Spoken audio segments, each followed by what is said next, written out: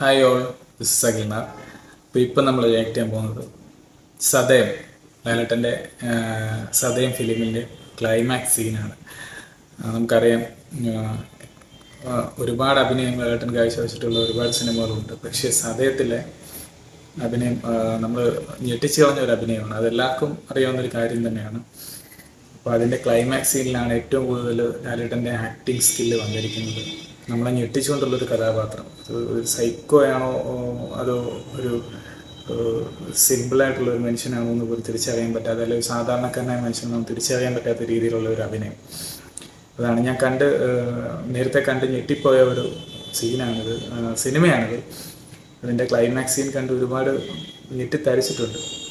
So നമുക്ക് ഇപ്പോൾ ഒത്തിരി നാളായത് കണ്ടിട്ട്, അപ്പോൾ അതിപ്പോൾ നമ്മൾ കാണുമ്പോൾ എങ്ങനെയായിരിക്കും എന്നറിയാനുള്ള ഒരു ഇൻട്രസ്റ്റിലാണ് ഇപ്പോൾ കാണുന്നത്. സോ നമുക്കൊന്ന് കണ്ടു നോക്കാം. നല്ല എക്സൈറ്റിലാണ് ഞാനിരിക്കുന്നത്. സോ നമുക്കൊന്ന് കണ്ടു നോക്കാം. Okay, after long year.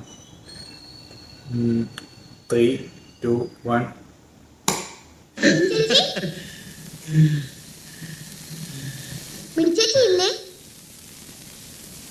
അവർ ഡോക്ടർ ചൈതന്യ എന്ന് പറഞ്ഞു. ഒരു ഇന്റർവ്യൂ ഒക്കെ എടുക്കുന്നുണ്ടായിരുന്നു. എൻ്റെ കോഴ്സിലാണെന്ന് തോന്നുന്നു.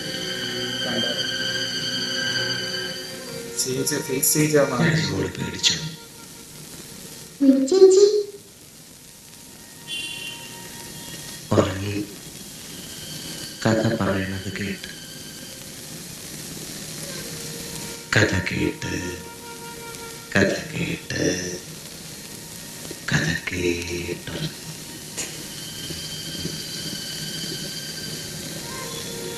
മോളും പേടിക്കണം. വലുതാവുമ്പോൾ രക്ഷപ്പെടാനാവില്ല. തെരുവ് പിള്ളേർക്ക് പരിഹസിക്കാൻ പാകത്തിൽ തന്തയാരെന്നറിയാത്ത ഒരെണ്ണത്തിനെ മോളും കാനേഷുമാരി പട്ടികയിലേക്ക് ചേർക്കും.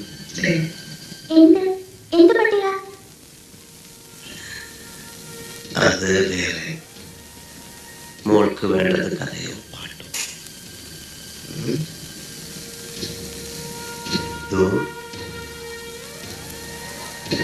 രാജകുമാരി 7 നിറങ്ങളിൽ എഴുതിയ രാജകുമാരി. അരഞ്ഞാൻ ചരടോ അത്തേലിയോ കൂടി വേണ്ട ഇപ്പോഴത്തെ കൊട്ടാരങ്ങളിലെ അലങ്കാരത്തിന് അവൾക്ക്.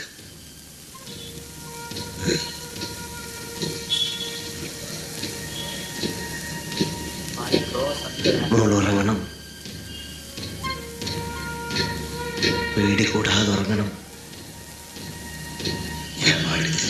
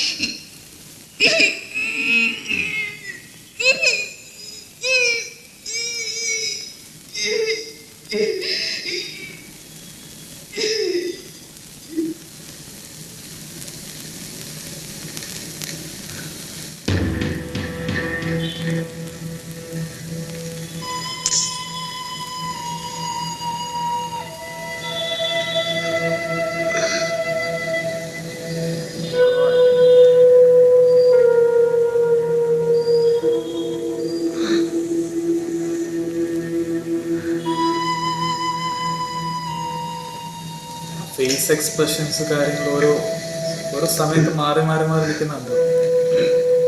ചില സമയത്ത് സീരിയസ്, ചില സമയത്ത് ചിരി കയറി മാറി മാറി കളിക്കുന്നുണ്ട്. ഭയങ്കര സ്കില്ലാണ്.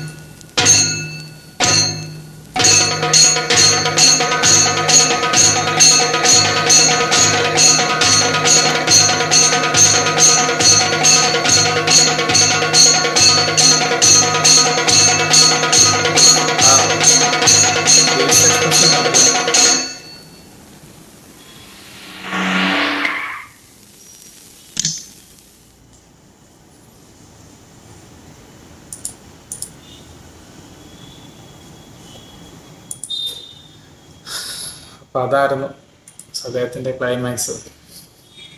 എന്താല്ലേ, ഈ പടം അഭിനയിക്കുന്ന സമയത്ത് എനിക്ക് തോന്നുന്നു ലാലേട്ടൻ ഒരു 30-31 വയസ്സ് ആ ഒരു ഏജേ കാണത്തുള്ളൂ. ആ ഒരു ഏജിൽ പുള്ളിയുടെ ആ പ്രായത്തിലുള്ള പുള്ളിയുടെ പക്വത, ഒന്നാമത്തെ കാര്യം നമ്മൾ എസ്പെഷ്യലി നമ്മൾ പറയേണ്ട ഒരു കാര്യം അതാണ്, പക്വത. രണ്ടാമത്തെ കാര്യം ഇതെല്ലാം ഒരാൾ അഭിനയിക്കുമ്പോൾ ഇത്രയും ഭാവങ്ങളും ഇത്രയും കാര്യങ്ങളും ഒക്കെ എങ്ങനെ കടന്നു വരുന്നത് എങ്ങനെ ആലോചിക്കുന്നത്, എങ്ങനെ അത് സാധിക്കുന്നു എന്നുള്ളതാണ്. ഭയങ്കരമാണ്.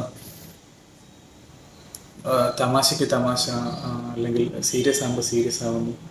ഈ ടൈമിലൊക്കെ ഇറങ്ങിയത് തന്നെയാണെന്ന് തോന്നുന്നു, സംതിങ് ഇറങ്ങിയത് തന്നെയാണെന്ന് തോന്നുന്നു. ഈ സ്ഫടികമാണെങ്കിലും ദേവാസുരമൊക്കെ ആണെങ്കിലും ആ ഒരു ടൈമിൽ ആ ഒരു ടൈമിലൊക്കെ ഇറങ്ങിയതാണ്. ആ ഒരു കാലവർഷം അല്ലെ ആ ഒരു 3-2 ഇയേഴ്സിനിടയിൽ തന്നെ ഇറങ്ങിയതാണ് സിനിമ. പക്ഷേ ഓരോ സിനിമയിലും ഓരോ രീതിയിലുള്ള ആക്ടിങ്, അമേസിങ് ആക്ടർ. അദ്ദേഹത്തെ കംപ്ലീറ്റ് ആക്ടർ എന്ന് വിളിക്കുന്നതിൻ്റെ റീസൺ ഇതാണ്.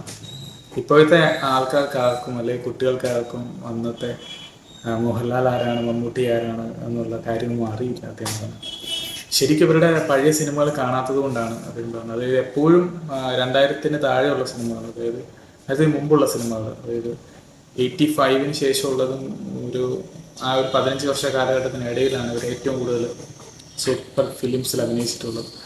സോ അത് മസ്റ്റായിട്ട് ഇവരുടെ തേടി കണ്ടുപിടിച്ച് തന്നെ കാണണം, അവരുടെ അഭിനയം കാണണമെന്നുണ്ടെങ്കിൽ. ഒരു അഭിനയം എന്താണ്, ഒരു നടന് വേണ്ട അഭിനയം എന്താണ്, എല്ലാ രീതിയിലും അഭിനയിക്കുന്ന ഒരു പർപ്പസാണ്. ഇപ്പം തന്നെ കണ്ടില്ലേ ലാലേട്ടൻ വളരെ സിമ്പിളായിട്ടാണ് അത് കൈകാര്യം ചെയ്യുന്നത്. എത്ര സിമ്പിളായിട്ടാണ് അദ്ദേഹത്തിൻ്റെ മുഖത്ത് ഭാവങ്ങൾ മാറി മറഞ്ഞത്. Amazing actor, amazing.